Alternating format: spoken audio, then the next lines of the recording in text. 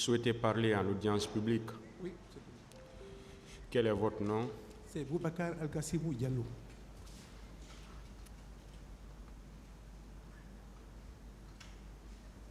Votre date de naissance ou votre âge? Le 8 juillet 1970, Où?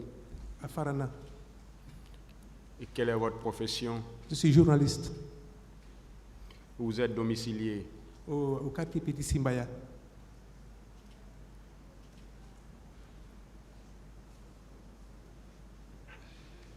Partie civile. Partie civile. Est-ce que c'est la véritable personne?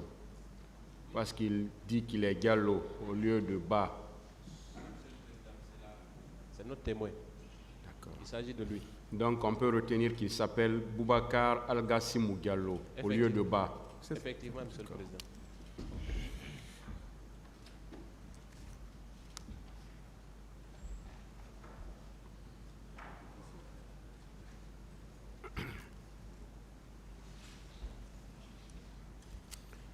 Est-ce que vous connaissez les personnes qui sont assises, du moins, dans le box des accusés? Bon, en tant que journaliste, Monsieur le Président, j'ai eu à couvrir des activités dans lesquelles ils sont intervenus, mais il n'y a pas, à part ça, il n'y a pas d'autres contacts. Il n'y a pas eu d'autres contacts entre nous. Est-ce que vous connaissez les victimes ou certaines d'entre elles qui sont passées devant ce tribunal? Les officiers qui sont passés ici? Les victimes ou les parties civiles? Non. Dans le cadre de mon travail, j'ai eu à interviewer certains d'entre eux, notamment ceux de l'AVIPA, quoi. Mais c'est dans le cadre strictement professionnel. Dans ce groupe de personnes, est-ce qu'il y a il y a certains parmi eux avec lesquels vous avez des liens de parenté? Non, pas du tout. D'alliance? Non. De subordination? Non. Aucun lien? Aucun lien, Monsieur le Président. Aucun lien. Avec aucun d'entre eux? Oui. Alors, on va vous entendre comme témoin dans cette affaire. Très bien. Et le témoin, c'est celui qui avoue, c'est celui qui a entendu. Le faux témoignage est une infraction qui est prévue et punie par la loi.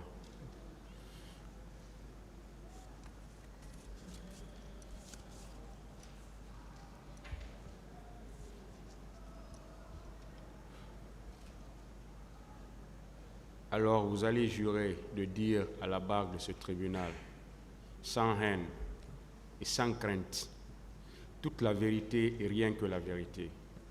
Sur ce, levez votre main droite et dites « Je le jure ». Je le jure. Le tribunal prend acte de votre prestation de serment.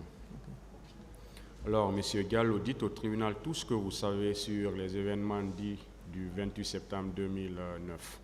Merci, Monsieur le Président. Je vous remercie et je remercie les assesseurs, messieurs les assesseurs.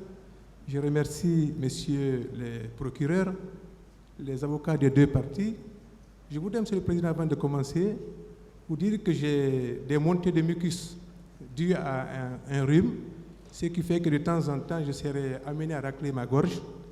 Donc quand ça arrive, je vous présente mes excuses pour les désagréments causés. Allez-y. Maintenant, pour arriver au fait, vous allez aussi me permettre de faire une digression par rapport aux faits qui nous réunissent ici. Je voudrais commencer par une tournée qu'on a eu à faire, Monsieur le Président, en tant que journaliste à l'époque rédacteur en chef du journal Le Lynx et correspondant de l'agence de presse américaine Associated Press. J'ai été amené à accompagner une délégation du CNDD conduite à l'époque par le colonel Korka, et à son âme, pour des réunions d'information de la junte du CNDD en Europe et aux États-Unis.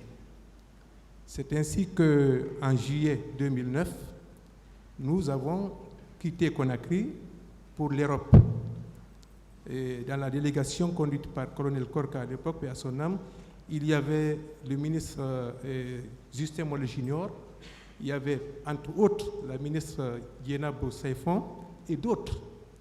Donc nous étions des journalistes qui avions accompagné cette délégation.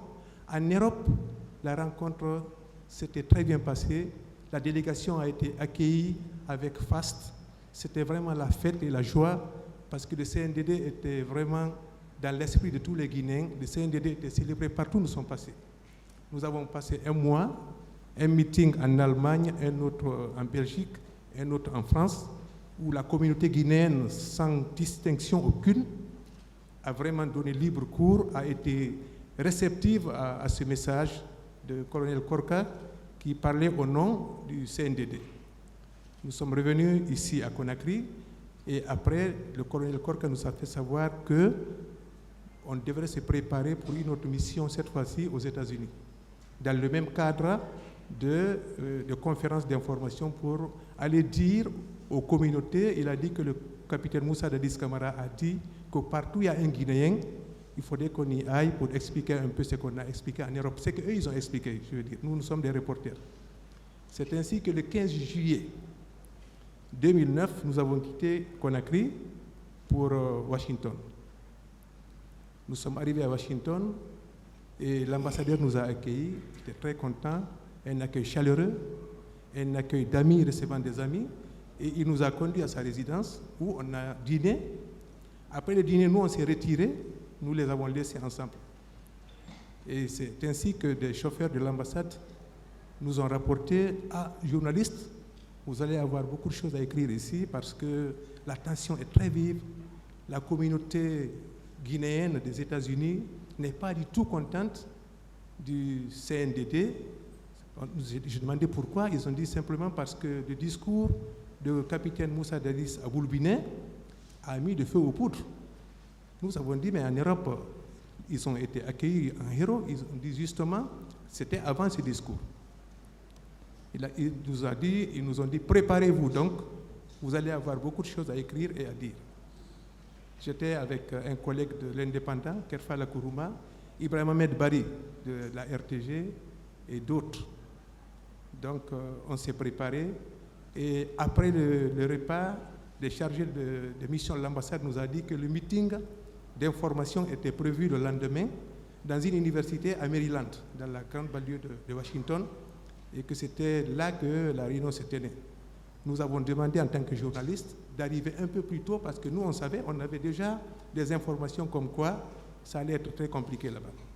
Donc très tôt, nous, on a rejoint cette université, on est rentré dans la salle, Monsieur le Président, l'atmosphère était vraiment tendue, il y avait des jeunes gens un peu partout, vous les voyez, vous vous rendez compte effectivement que c'était des Guinéens, et tout autour de l'université, il y avait une ceinture de la police américaine armés de grenades lacrymogènes, prêts. Vous les voyez, vous sentez qu'ils sont prêts à réagir. Donc, ça confirmait un peu, j'ai dit à mon collègue, ça confirmait un peu la thèse selon laquelle la situation est tendue ici. Nous sommes restés dans la salle. Peu de temps après, je suis sorti et j'ai vu des bus, 3 ou 4 bus qui étaient venus de New York, avec beaucoup de jeunes Guinéens vivant à New York qui sont descendus. Ils sont rentrés. Progressivement, la salle s'est remplie. Il n'y avait plus de place. Nous sommes restés là et un membre de l'ambassade de Guinée là-bas est rentré. Il a dit « Attention, attention, la salle, asseyez-vous, restez calme, restez tranquille parce que la délégation du CNDD conduite par le colonel Korka, comprenant le ministre Justin Morel Junior et autres, ils vont arriver dans la salle. Il n'y a pas eu d'applaudissements, il n'y a pas eu de... Les gens sont restés calmes. 10 minutes après, ils ont dit, quelqu'un est resté à la rentrée, il a dit, la délégation du CNDD. Ils ont ouvert la porte. Nous, journalistes, on s'est avancés pour faire des photos. Et nous étions des interfaces donc entre ces manifestants et la délégation. Et après, nous avons vu des jets de pommes pourries, des jets d'œufs pourris, qui ont éclaboussé les costumes des ministres, etc. Mais le colonel Korka qui était devant est resté intraitable. Ils ont avancé, ils sont arrivés à la tribune, c'était des jets et puis des pancartes ont jailli à bas le CNDD, à bas le capitaine Moussa Dadis, etc. Des discours vraiment hostiles. La tension est montée d'un cran et la délégation s'est installée à la loge, comme vous êtes installés là, et puis les jets d'œufs pourris, en putréfaction, etc. ont continué. Alors la police américaine qui était dehors a pris vent, a compris qu'il y avait des cris dans la salle, la police est rentrée, a fait usage de gaz lacrymogène pour disperser tout le monde, avec violence. Donc, l'université a signifié que le meeting ne devait pas avoir lieu. Ceux qui étaient venus dans les bus en provenance de New York sont sortis en scandant des slogans hostiles au CNDD, et après ils sont remontés dans les bus qui ont pris la direction de la ville de Washington, donc direction New York. Après, les gens de l'ambassade nous ont dit de partir. On s'est embarqué. Dans le protocole, il y avait ce jour-là, il y avait 3 meetings prévus aux États-Unis. Un meeting à Washington. Donc, en quittant l'hôtel, nous avions fait nos bagages. On a mis dans une fourgonnette avec un membre de l'ambassade qui est parti dans un petit aéroport de l'autre côté de la ville de Washington pour faire les formalités. Après ce meeting, on était attendu à Atlanta, en Géorgie, pour le même meeting d'information. Donc, puisque ça n'a pas marché à Washington, on est parti. Nous, on pensait que la mission allait être arrêtée, mais nous avons appris que le colonel Korka a dit qu'il faut se rendre coûte que coûte en Géorgie. On est allé à l'aéroport, malheureusement, ils nous ont signifié qu'on ne pouvait pas voyager, alors que nos bagages étaient déjà dans l'avion. Alors, un membre de la délégation, proche du colonel Korka, puisqu'ils ont vu qu'ils ont reçu des informations selon lesquelles, si nous mettons les pieds à Atlanta, ça va être pire qu'à New York. La communauté guinéenne, remontée contre le CNDD, attendait de pied ferme cette délégation et comptait nous faire voir de toutes les couleurs. Face à cette situation, le colonel Korka, paix à son âme, a reculé. Il a dit donc, on retourne à l'hôtel. On est allé prendre un autre hôtel parce que déjà on avait rendu les clés de l'autre côté. Et apparemment, ces gens-là ne souhaitaient plus nous voir là-bas parce qu'ils ont appris ce qui s'est passé. La presse locale à Washington a relayé un peu ce qui s'est passé dans cette petite université. Il a dit, bon, on se repose et demain, on prend le bus pour aller à New York. Le capitaine Korka, le colonel Korka, pardon, il était déterminé à ne pas abandonner, c'est un militaire. Donc le lendemain, nous sommes allés dans le Chinatown, quartier chinois, et on a pris des bus de fortune, direction New York. Au bout de 6 heures, je crois, oui, on est arrivé à New Jersey, à la porte d'entrée de New York, et nous avons trouvé la police américaine qui nous a barré la route. Ils ont échangé avec un membre de l'ambassade en anglais.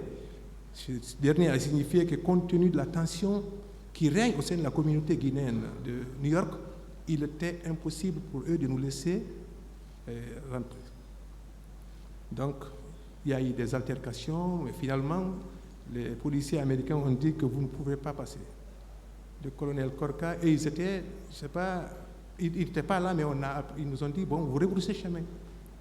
On a rebroussé chemin, on est arrivé, retour à Washington autour de 23h30 comme ça.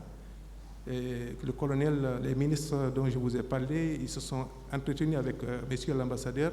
Et après, on nous a dit, préparez vos bagages, demain, nous quittons pour Conakry, via Paris.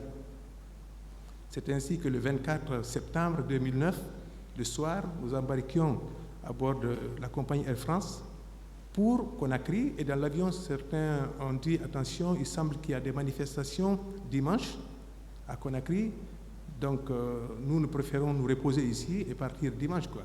Moi, j'ai dit qu'en tant que journaliste, responsable, rédacteur en chef du journal Le Lynx et correspondant de la plus grande agence de presse mondiale, Associated Press, je ne peux pas ne pas être à Conakry. Donc moi, le 25 à 19h, j'étais à Conakry, à l'aéroport. J'ai pris mes bagages, je suis venu à la maison. Le samedi, je suis parti à la rédaction, rencontrer mon patron, El Diallo Suleiman. J'ai fait le compte rendu, et puis ils m'ont dit, lundi, il y a une manifestation qui est prévue, une manifestation pacifique de l'opposition, des forces vives, donc il faut organiser ta rédaction pour aller couvrir cet événement. Nous avons fait le planning, comme d'habitude, et je suis rentré chez moi. Et dimanche, j'ai pris le temps de me reposer. Lundi, le dimanche, le soir, j'ai une sœur qui vit aux États-Unis qui m'a appelé pour savoir si je suis bien rentré. J'ai dit oui. Elle dit, j'ai appris qu'il y a une tension vive autour d'une manifestation entre les militaires et les opposants à Conakry. J'ai dit oui, c'est lundi. Elle me dit, bon, il ne faut pas aller. Parce que, enfin, chez vous, là-bas, quand c'est comme ça, souvent, ça peut dégénérer. Je lui ai dit, je ne peux pas ne pas aller, étant journaliste, d'un des médias les plus crédibles, les plus importants de Guinée, le Lynx, et aussi correspondant de la société de presse. Je ne peux pas ne pas y aller. Elle m'a dit donc, tu peux y aller, mais fais beaucoup attention et aussi ne te sépare jamais des ablutions, sois toujours pur, sois dans un état de pureté. Elle m'a donné des versets en bon africain. Il ne faut pas sortir de la maison quand il va à un tel attroupement. J'ai dit OK.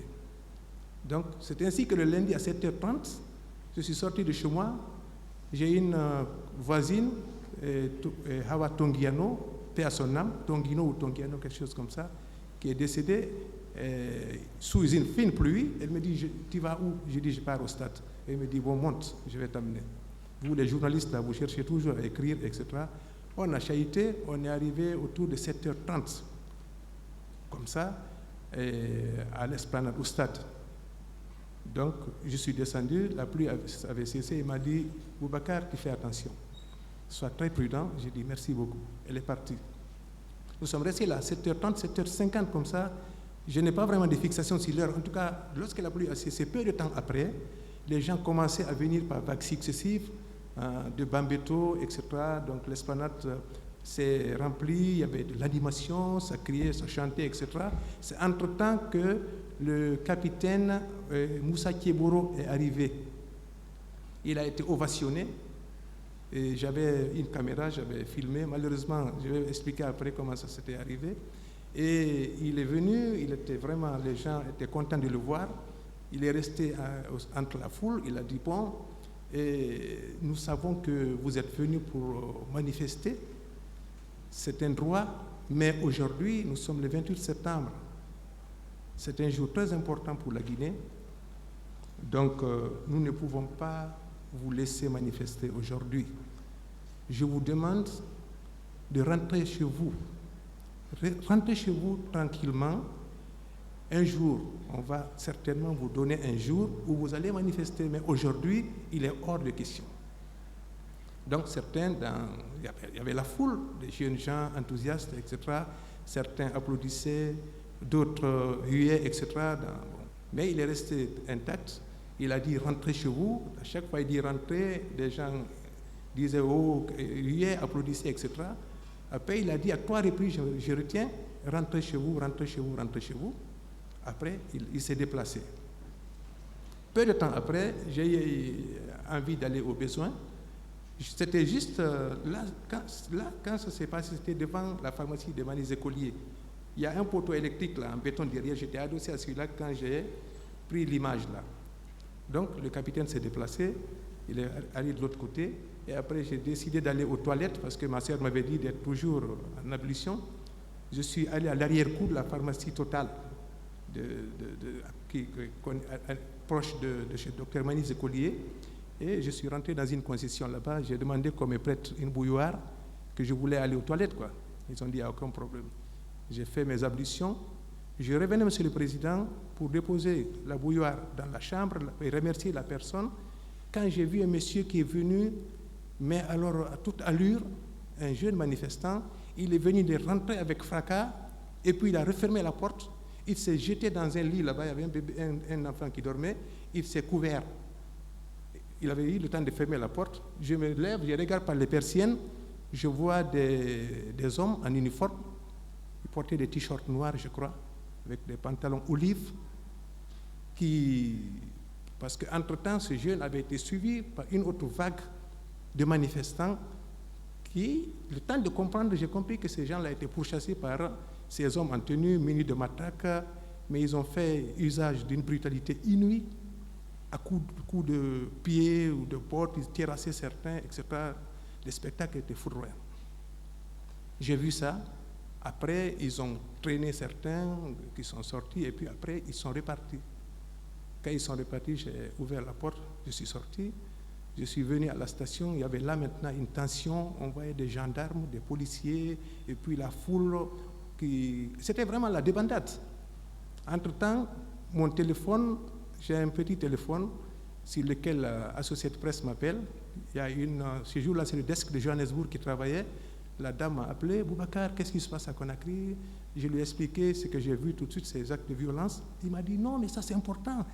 Il m'a dit, mais comme ça criait, il m'a dit, Boubacar, je n'entends pas. Elle ne parle pas bien français, elle s'exprime beaucoup plus en anglais, son français était approximatif.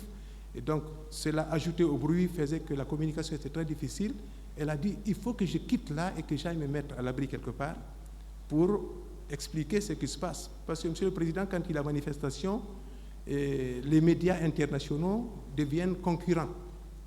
Donc, à côté, il y avait Mouktar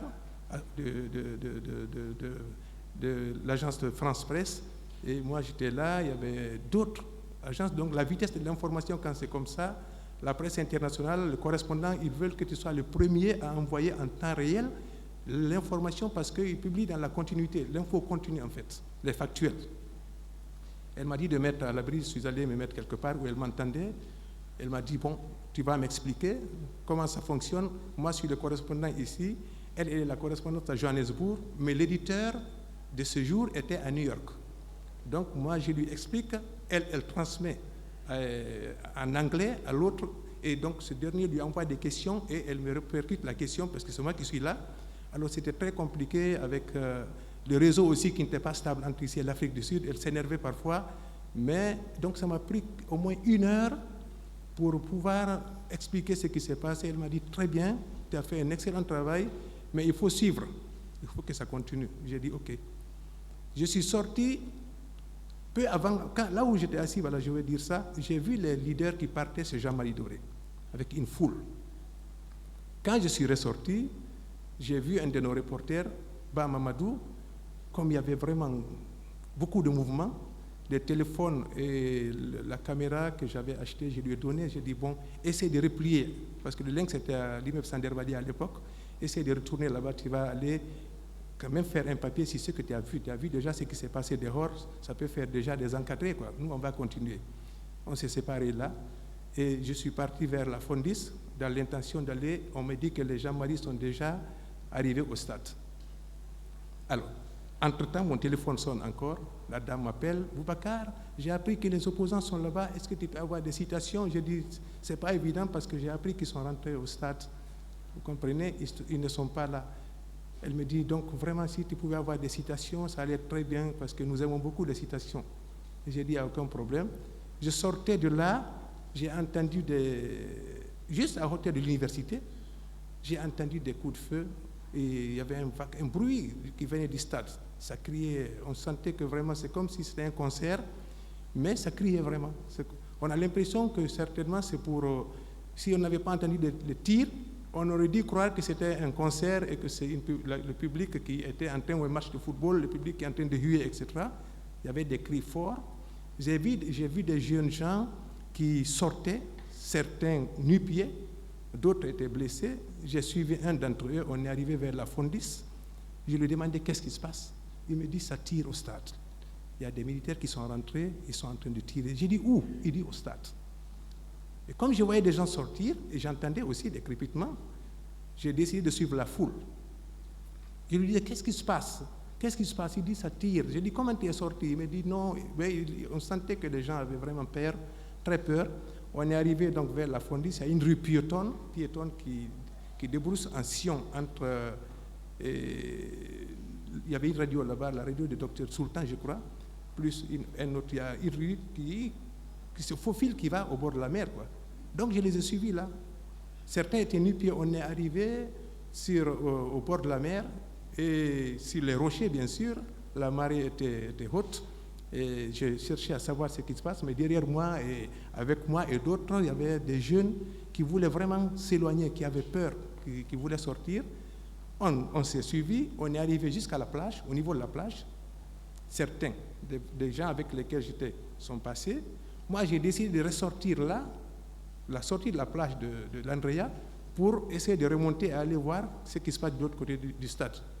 Je suis arrivé juste sur la montée, à pas moins de 5 à 10 mètres comme ça, de la sortie. J'ai vu des gens en t-shirt bleu ciel, je crois, t-shirt Chelsea, une meute qui venait munie d'objets divers, et il venait vraiment à toute allure et menaçant, quoi. Donc ça créait la débandade. J'étais juste en face, à côté de moi, à ma gauche, il y avait un coiffeur, un jeune coiffeur. Il a vu que j'ai vu les gens, mais en journalisme, on nous dit, quand tu es devant un obstacle, il ne faut pas courir. Sinon, on t'assimile aux manifestants. Je n'avais pas de visuel, parce que aussi, en journalisme, il est recommandé, ce n'est pas toujours bon qu'un journaliste mette un dossard, ou etc., une carte, ce n'est pas recommandé en temps de manifestation, donc je n'avais rien. Mais j'ai décidé de m'arrêter, et c'est entre-temps que le jeune qui est là, qui les a vus aussi, il m'a tiré, il m'a fait asseoir, et il a pris un pagne, il m'a enveloppé, et il s'est mis à me coiffer. Au moment où il préparait ce dispositif, il n'avait pas commencé, quand ces gens sont arrivés, une vingtaine je crois, ils sont arrivés, ils voulaient se jeter sur nous. Après il a dit en sous-sous, non, lui, il n'est pas manifestant, il est là, il est venu se coiffer, il était là depuis. Mais après, ils se sont mis à crier. Après, ils ont continué vers la plage. Donc, j'ai eu le temps juste de regarder derrière. J'ai vu des jeunes qui s'étaient échappés du stade, qui voulaient traverser, qui ont vu ces hommes en tenue, Chelsea. Certains se sont retournés, ont débouché chemin, d'autres sont passés, mais ils les ont poursuivis. Je ne sais pas ce qui s'est passé en bas, mais ils les ont poursuivis.